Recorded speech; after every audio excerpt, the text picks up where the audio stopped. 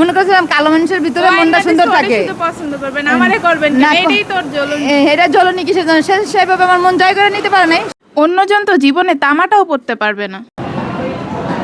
ছোট বৌমা যেরকম ভাবে আমার কাছে মিশে সবকিছু আদায় করে নিতেছে, বড় বৌমা মিশলেও তো আমার কাছে নিতে পারতো। সে আমার কাছে। আসসালামু আলাইকুম। আজকে আমার একটু একটি করে স্বপ্ন পূরণ হতে যাচ্ছে। আজকে আমার ছোট বৌমাকে ডায়মন্ড। গাইস, আমার শাশুড়ি ম্যাডামে কফি দিতে গেছিলাম, তা আম্মু বলতেছে কি আমি রোজ আমার হাতে ধাক্কা মারতেছিল আর কফিটাই পড়ে গেছে।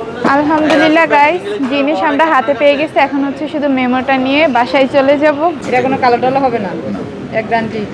এখন যেরকম দেখে নিয়ে যাবেন এরকম থাকবে। বাবার বাড়িতে থাকে মানে থাকতে কোনো কিছু কম পড়ি নাই, শুধু জীবনে একটা জিনিস পড়ি নাই, সেটা হচ্ছে ডায়মন্ড। তো এই কারণে শখ করছি, আর আমার শাশুড়িরও শখ আছে। রাজরানী বানাবো, দেখো না হবে না। আজকে বসুন্ধরায় চলে আসছে।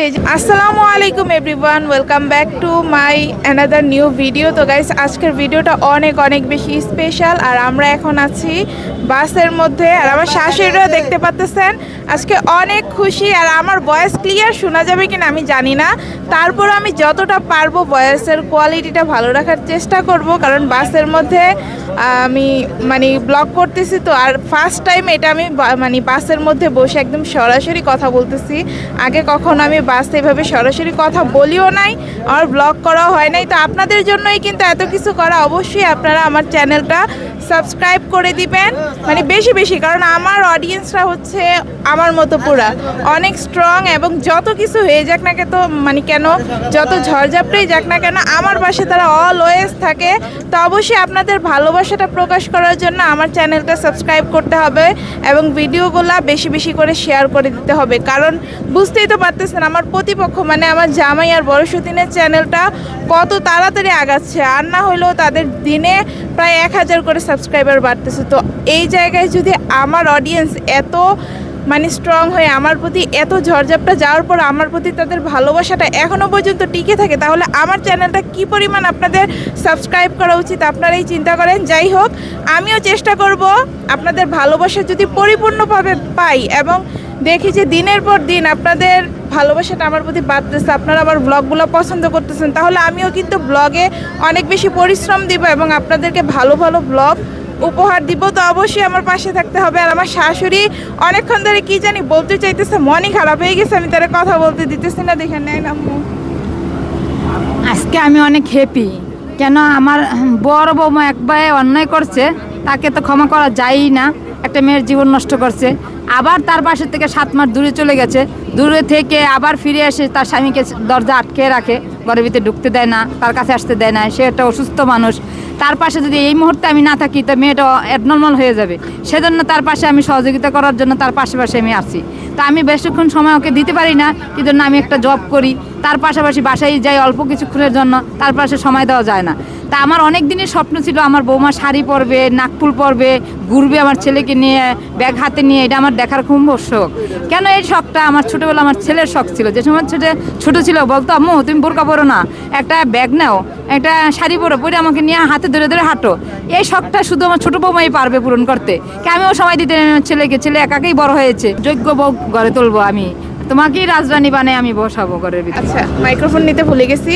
যাই হোক গাইস, বাস হচ্ছে একটু পরে ছেড়ে দিবে। বাস ছেড়ে দিলে আমারে আর আপনারা পাবেন না। অলরেডি দেখতে পাচ্ছেন আমার চুল এলোমেলো হয়ে আমি আধা পাগল হয়ে গেছি।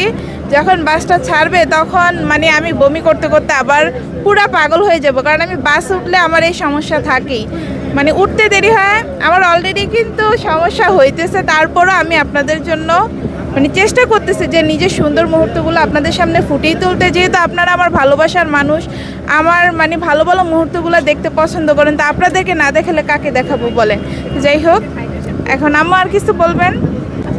আর জানালা খোলা না থাকলে আমার ভালো লাগে না। জানালার পাশে বসছি ঠিকই, কিন্তু জানালেই যে দেখেন পর্দা দেওয়া, তো আমি একটু পরে পর্দাটা সরাই ফেলবো, কারণ আমার বাইরে দৃশ্য না দেখলে ভালো লাগে না। অলরেডি বাস ছেড়ে দিছে, মানে খুব আস্তে আস্তে আগাইতেছে আর কি।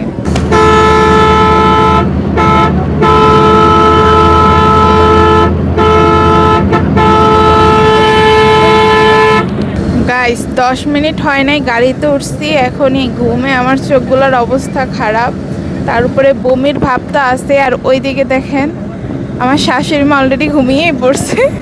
বাসে উঠলে আমাদের মতো অবস্থা কার কার হয় অবশ্যই কমেন্ট করে জানাবেন। মানে ঘুমে আমি চোখগুলোই খুলে রাখতে পারতেছি না। অন্যান্য টাইমে তো ঘুমাই পড়ি, সাথে আপনাদের ভাইয়াও থাকে, তার কাছে সব মূল্যবান জিনিসগুলো থাকে, কিন্তু আজকে তো সব কিছু আমার কাছে।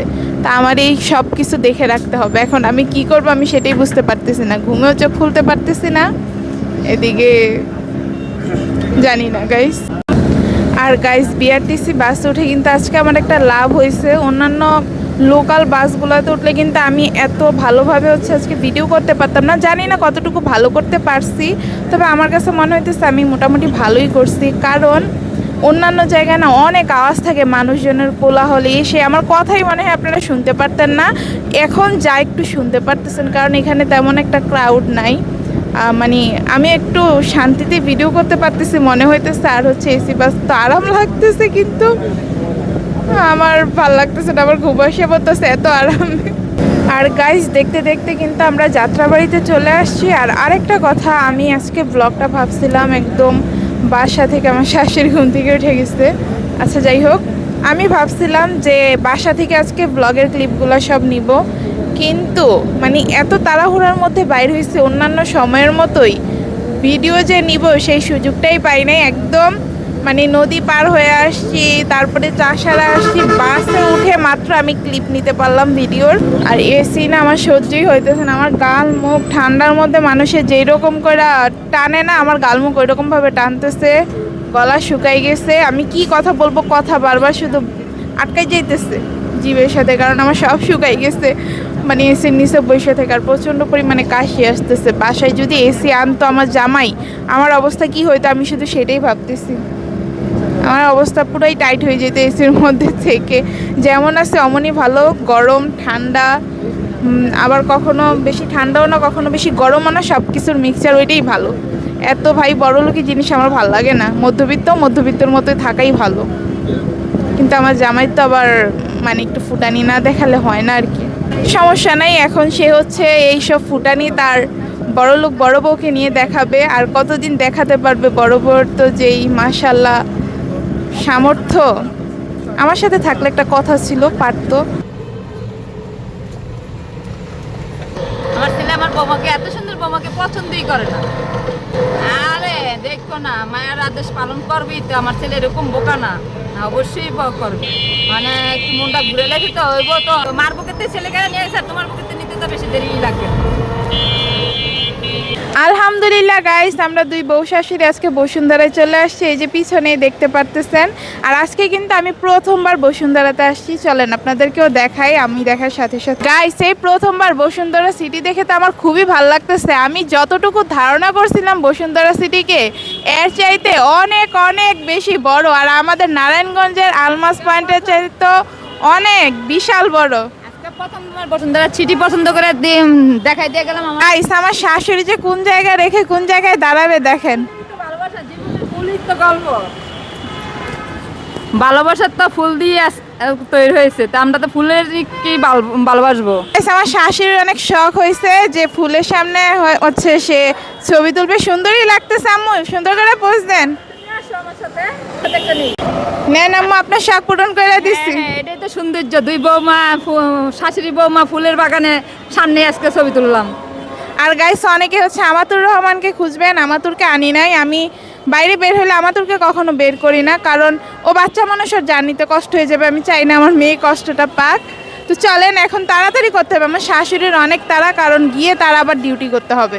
সে গিয়ে আবার ভিতরে চলে যেতে হবে অফিসে। ওনারা বলতেছে যে এখানে যাতে ব্যাগটা রেখে যায়। অনেক মানুষ গাইস, শুক্রবার দিন সবাই কম বেশি হচ্ছে শপিং করতে বের হয়। তো গাইস আমরা 2-4টা করে চক্কর কাটার পরে এখন হচ্ছে লিফট খুঁজে পাইছি। আর লিফটে তো জানি না, এইসব জায়গার লিফটে হচ্ছে পাওয়াই যায় না। আলহামদুলিল্লাহ পেয়ে গেছি। আলহামদুলিল্লাহ গাইস, আমরা ডায়মন্ডের দোকানে চলে আসছি এখন। বসুন্ধরা সিটিতে এটা বলেই ফেলছি আগে। গাইস এখানে এসে তো আমার চোখ শুধু ধাঁধা করতেছে, দোকানের গ্লাসের ভিতর দিয়ে শুধু গয়নার দিকে নজর যাইতেছে। রাজরানী বানাবো, দেখো না হবে না, গয়নার দোকানের দিকে আমার নজর গিয়েছে। এমনিতে আমার ডায়মন্ডের চাইতে স্বর্ণ ভাল লাগে। আপনারা অনেকে আমার সাজেস্ট করছিলেন যে আপু স্বর্ণ কিনো, কিন্তু আমি জীবনে স্বর্ণও পরছি ভাই, রূপাও পরছি, বাবার বাড়িতে থেকে মানে থাকতে কোনো কিছু কম পড়ি নাই, শুধু জীবনে একটা জিনিস পড়ি নাই, সেটা হচ্ছে ডায়মন্ড। তো এই কারণে শখ করছি, আর আমার শাশুড়িরও শখ আছে, যার কারণে হচ্ছে ডায়মন্ড কিনতে বসুন্ধরাতে চলে আসছি। যাই হোক, আমার শাশুড়ি যেহেতু তাড়াহুড়া আছে, তো চলেন আগে গিয়ে হচ্ছে আমরা গাইস এখন আমরা দোকান খুঁজতেছি।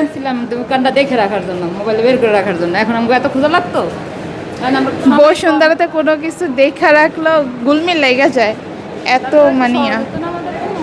আমরা দুজন মহিলা মানুষ আসছি। আর আপনাদেরকে একটু বসুন্ধরাটা ঘুরে দেখাই। আমি একলা দেখবো কেন, আমার অডিয়েন্সরা একটু দেখুক।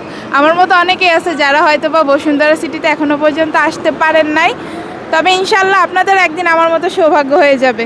এই যে গাইস, আমরা এখন ডায়মন্ড ওয়ার্ল্ডের সামনে আছি, এখন হচ্ছে ঢুকে পড়বো। আমার শাশুড়ি অলরেডি অনেক আগে চলে গেছে, আমি ভিডিও করার জন্য আবার ডাক দিছি। তো চলেন এখন হচ্ছে ডায়মন্ড ওয়ার্ল্ডে ঢুকা যাক, আর কি কি ডায়মন্ড কিনি সেটা তো আপনাদেরকে অবশ্যই দেখাবো। গাইস, নাকফুলটা আমার নাকে ধরার সাথে সাথে আমাকে রানীর মতো লাগতেছিল না? যখন লাখ লাখ টাকার হিরে দিয়ে আমি পুরা ঘর মুড়িয়ে রাখবো, তখন তো আমাকে পুরা রাজরানীই লাগবে। শাশুড়ি আসলে ভুল কিছু বলে না। আমি সবার মন জুগিয়ে চলি, তাই জীবনে সবসময় ভালো কিছুই পাই। আর অন্যজন তো স্বর্ণ জীবনে পড়তে পারবে না, সরি তামাটাও পাবে না। এটা কোনো কালো টালো হবে না, এক গ্যারান্টি। এখন যেরকম দেখে নিয়ে যাবেন এরকম থাকবে, সারা জীবন এরকম থাকবে, এবং এটা চেঞ্জ করতে পারবেন, চেঞ্জ করে আরেকটা নিতে পারবেন, আবার টাকা ব্যাক নেওয়ার সুযোগ আছে, আমাদের যে কোনো ব্রাঞ্চ থেকে করতে পারবেন। তাই ঠিক আছে, নানা করে। এই যে আমিরুল, 2টা রেগুলার কফি দাও।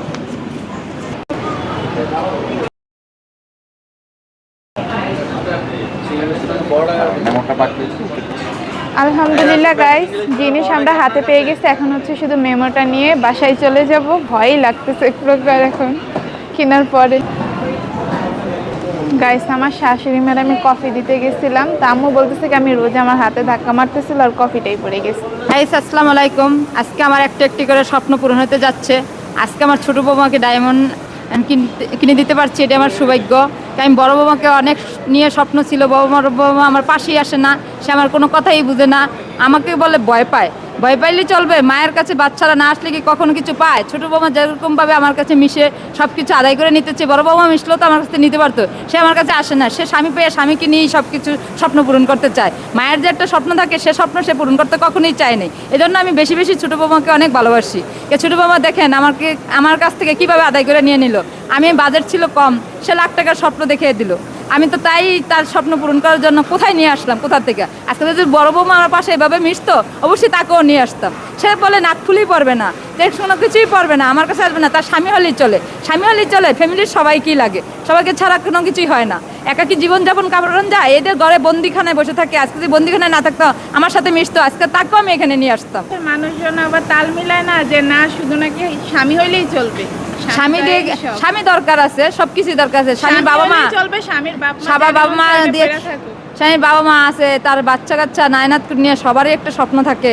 বাচ্চা হলে তার স্বপ্ন, বউ হবে, বউ হইলে বাচ্চা হবে, এটাই নিয়ে সবার স্বপ্ন। ছোট বৌমা, তুমি খুশি হয়েছো? তা খুশি আবার হব না আম্মু, ডায়মন্ড পাইছি, কে খুশি হবে না? যাক, তুমি খুশি থাকলে আমি খুশি। তাকে কখনো সুন্দর করতে পারলাম না। সুন্দর হোক, মানুষে তোমাকে অনেকে বলে সুন্দর চামড়া দেখে বলে তোমাকে পছন্দ করি, তার জন্য পছন্দ করি। আমি সুন্দর পছন্দ না, তাইলে কালো বউ চাই আনতাম না। কালো বই তাকে চাই আনছি, তোমাকে তো ওই আইনা দিচ্ছে আমাকে সুন্দর বউ। আমি তো সুন্দর বউ চাই নাই, মনে করছিলাম কালো মানুষের ভিতরে মনটা সুন্দর থাকে। পছন্দ করবেন, আমারে করবেন না, এটাই তোর জ্বলনি। এটা জ্বলনি কিসের জন্য? সেভাবে আমার মন জয় করে নিতে পারে নাই, সেজন্য করতে পারি নাই।